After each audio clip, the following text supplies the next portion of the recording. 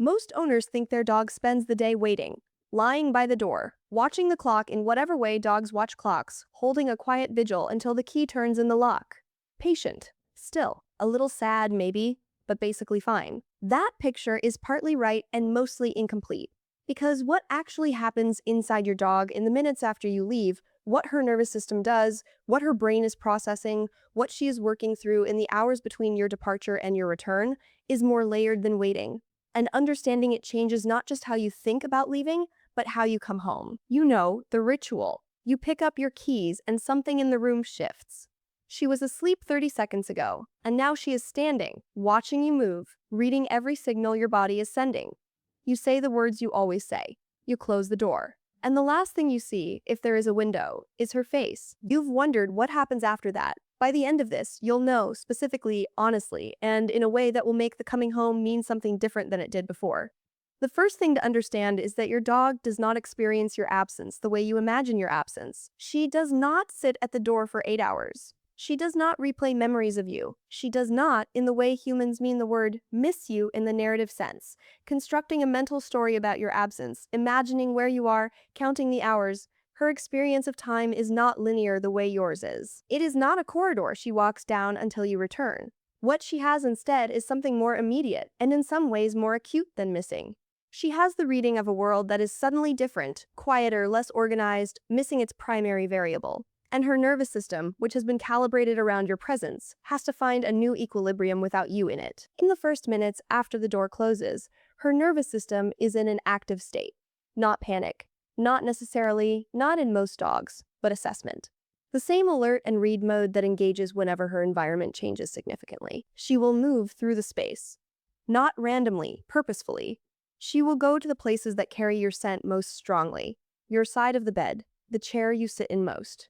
The spot by the door where you stood when you left. She is not looking for you in the way a child looks for a missing parent. She is doing something more specific. She is building a scent map of your recent presence, confirming the information her nose is giving her about how long ago you were there, and using that information to calibrate how long the absence might be. Behavioral observation of dogs in domestic settings shows that dogs can distinguish between the scent intensity of a recently departed owner and one who has been gone for hours, and that they often settle significantly once that initial scent mapping circuit is complete. She is not grieving the empty house. She is reading it, processing your departure the way her nervous system was built to process change. Actively, thoroughly, and then, when enough information has been gathered, releasing it. What she does after that release, how she actually spends the middle hours of your absence, is almost nothing like the vigil most owners imagine. She sleeps, not the light, one ear open sleep of the alert dog.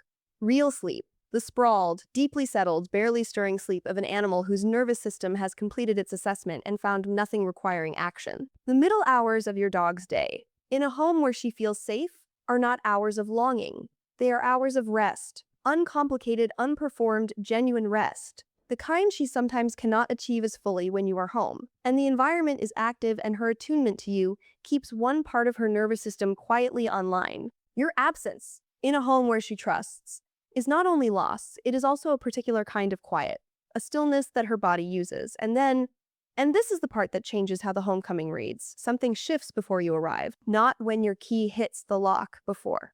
What she knows before you know she knows. That is where most owners have the whole picture backwards. Most owners think the reunion is about what the dog feels when she sees them. The joy as response to presence. You walk in, she reacts. The owner as the cause and the dog as the effect. The homecoming is something that begins when the door opens. Flip that. Your dog knows you are coming home before you get there. Not by magic, by your scent on the air, by the pattern of your day she has memorized down to its rhythms, by something about the particular quality of the time that her body has learned to read. Long-term studies of dogs in domestic settings have found that many dogs begin moving toward the door, becoming alert, orienting toward your return, minutes before you arrive, before any sound or sight of you is possible. The reunion does not begin when you walk in. It begins when her body tells her you are close. You are not the one who starts it. She is. Think about what that means across every departure and return you have shared. Every morning you left and wondered what she did with the quiet. She read the space you left behind, settled into it, rested in it, and then felt you coming back before you came. Every evening you walked into that particular quality of welcome, the full body, nothing held back greeting that lands on you like something physical. She had been building toward it before your hand touched the door. And on the days you came home different, earlier than usual, carrying something heavy, the ordinary rhythm of your return altered in some way, and she met you differently too, more attentive, more present, less celebratory, and more careful. She had already read that something was different before you said a word. She started adjusting before the door opened. She does not spend your absence in suspended grief. She spends it the way an animal spends any period of safety and quiet, resting, processing, waiting in the active sense of an animal that is paying attention even when the thing it is paying attention to is not yet there. And when she feels you coming, when whatever it is that tells her you are close begins to build in her body, she does not stay still. She goes to the door, not because she was waiting there the whole time, because she knew. Specifically, accurately, personally. She knew you were almost home, and she wanted to be there when you arrived. You thought she was waiting for you all day. She was living her day. And then she came to meet you when it was time. That is not a dog who needs you to feel whole. That is a dog who has chosen every single day to be at the door when you come back. There is a difference, and the difference is everything. What does your dog do the moment you walk in? And have you ever caught her already waiting before you thought she could have known you were home? Tell me in the comments. If this is the kind of understanding you want to keep building, subscribing means the next one finds you.